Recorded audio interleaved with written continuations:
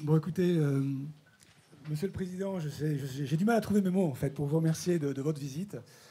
Pour moi, elle marque l'attachement que vous pouvez avoir avec Madame le Ministre à la technologie, à la capacité d'ingénierie de nos entreprises, de nos PME, de nos ETI. J'aimerais juste résumer en quelques mots ce que j'appelle les clés du succès pour une société comme la nôtre. La première, ce sont les gens qui vous entourent ici, qui sont un panel de nos collaborateurs. Donc c'est la grande qualité de nos collaborateurs. La deuxième pour nous, c'est bien sûr la technologie. Notre fonds de commerce, c'est la technologie, c'est le développement de ces technologies, de ces techniques. Et finalement, la troisième, c'est d'avoir compris très vite pour nous l'importance de développer un réseau de commercialisation et de support à l'exportation.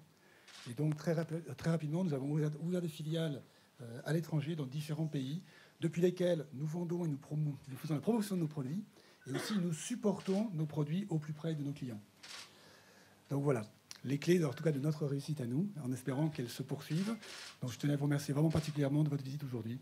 Je vous passe la parole. Bien, Monsieur le Président, moi je vous remercie pour l'accueil ici à Marly-le-Roi. Je salue la municipalité, le député qui nous a accompagnés, et puis tous ceux qui ont permis à ce déplacement de pouvoir être à l'image de ce qu'on voulait faire, c'est-à-dire un exemple. Parce que XBlue, vous êtes une entreprise innovante, vous investissez 20% de votre chiffre d'affaires, vous êtes une entreprise exportatrice, vous l'avez montré, 80% de votre chiffre d'affaires est exporté. Vous êtes une entreprise créatrice d'emplois. Nous avons ici les preuves vivantes. Vous me rappeliez que vous étiez 5 en 2002, 500 en 2012. Bon, si toutes les entreprises avaient le même taux de création d'emplois, il n'y aurait plus de chômage en France. Et puis enfin, vous êtes une entreprise indépendante. C'est-à-dire que votre capital est à la fois familial, puisque 80% des actions sont détenues par un groupe familial, et vous avez souhaité que les salariés soient également présents dans le capital de l'entreprise à hauteur de 20%. Et vous avez la volonté d'augmenter encore cette participation à condition que les règles fiscales puissent vous permettre de le faire. Pourquoi être dans cette entreprise au mois d'août? Je le disais, pour le chômage qui ne prend pas de vacances, la compétitivité non plus. C'est que vous avez à répondre à des sollicitations du marché, un marché exigeant, un marché diversifié, un marché international. Vous êtes dans la mondialisation. Vous êtes fier de pouvoir vendre votre technologie aux Anglais, d'être meilleur que les Allemands dans bien des domaines et de susciter l'intérêt des Américains. Voilà. Ce matin, j'étais, avant de venir ici à Marly-le-Roi, au CEA pour la direction des applications militaires. Et nous voyons bien aussi qu'il y a une recherche publique qui a des conséquences en termes d'activité civile.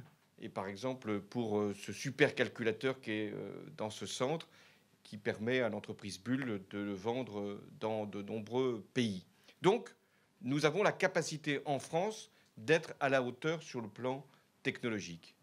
Nous le pouvons grâce aux hommes et aux femmes qui sont formés et qui donnent le meilleur d'eux-mêmes. Nous le pouvons grâce aux recherches, au développement que vous pouvez organiser.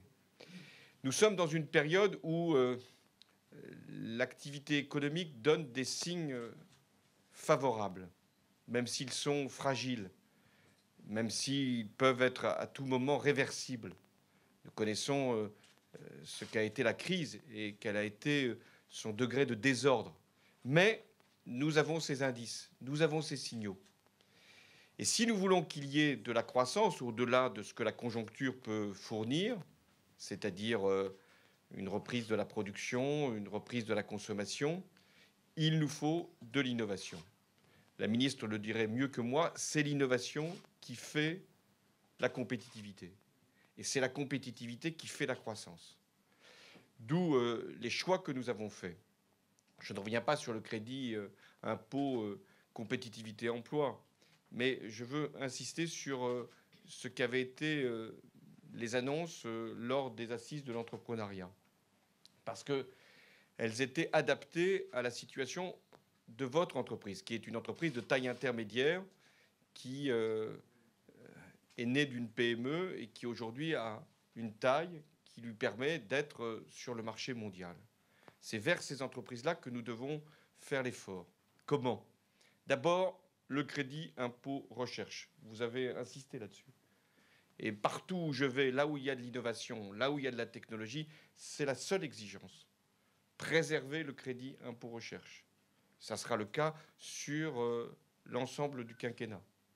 Et ça sera même élargi à des dépenses qui n'ont pas forcément aujourd'hui le caractère de recherche, mais qui doivent être encouragées parce que c'est de l'innovation.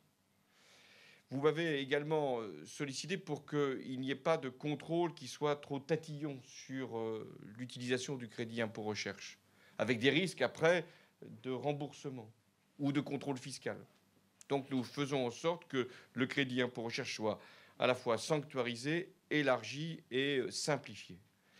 Deuxième action, c'est de faire que nous ayons des dispositifs fiscaux qui encouragent la création, le développement d'entreprises innovantes, les jeunes entreprises innovantes, qui verront leurs dispositifs fiscaux et sociaux favorisés dès la loi de finances qui sera présentée au mois de septembre pour être votée à la fin de l'année et appliquée au début de l'année prochaine. Les apporteurs de capitaux à ces jeunes entreprises innovantes verront aussi leur statut favorisé.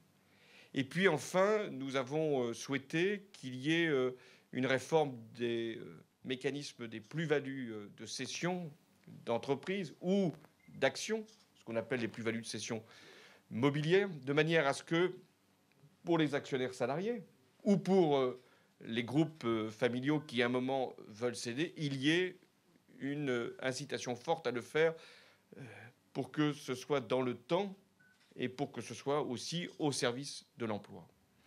Mais rien n'est possible s'il n'y a pas de financement. On peut avoir une activité très dynamique, c'est le cas, et avoir des tensions financières. Et souvent, c'est parce qu'il y a une activité de croissance qu'il y a des demandes de crédit. Ma visite tombe bien, donc, puisqu'il y a quelques semaines, quelques jours même, je recevais l'Association française des banques et je faisais en sorte de pouvoir mettre à disposition du secteur bancaire, au-delà de ce qu'il peut faire par lui-même, des dépôts qui sont ceux du livret A et qui ne sont pas encore pleinement utilisés pour le logement ou pour les investissements collectifs et qui pourraient, pour une part, être mis à disposition des entreprises à travers le secteur bancaire. 30 milliards d'euros ont été ainsi dégagés dès le début de ce mois pour qu'il puisse y avoir des crédits apportés aux entreprises, et notamment aux entreprises comme les vôtres, en plein dynamisme. Il y en aura même 50 milliards si ce mouvement doit être accompagné à ce niveau, à la fin de l'année. Mais il y a également la création de la Banque publique d'investissement, et notamment ici, un crédit participatif de développement, ou un crédit de développement participatif, je ne sais pas quel est le bon terme, mais ce qui compte, c'est le montant.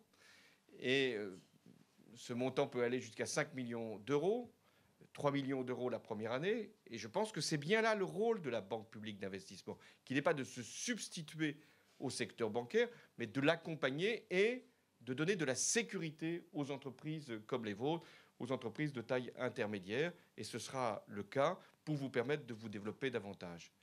Vous développez pour l'exportation, vous développez pour l'emploi, vous développez pour la France. Et je voulais, ici, à Marly-le-Roi, pouvoir envoyer aussi ce message aux Français. Nous sommes une nation qui gagne des marchés, une nation qui innove, qui invente, qui investit. Bien sûr qu'il y a les difficultés. Il y a ce problème du chômage issu de la crise de ces dernières années. Mais nous ne devons pas regarder simplement par des mesures de court terme.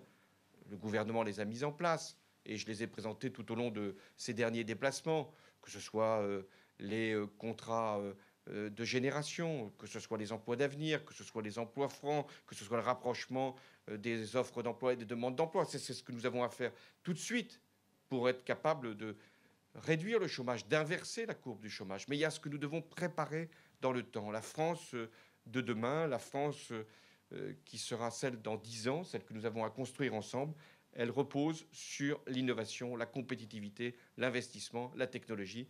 Et vous en avez fourni ici le meilleur exemple. Et je voulais vous en remercier en ce début du mois d'août qui nous renvoie à ce que nous avons à faire dès la rentrée, qui arrive, hein, et qui vient, mais qui doit être une rentrée fondée sur la confiance. Merci à vous.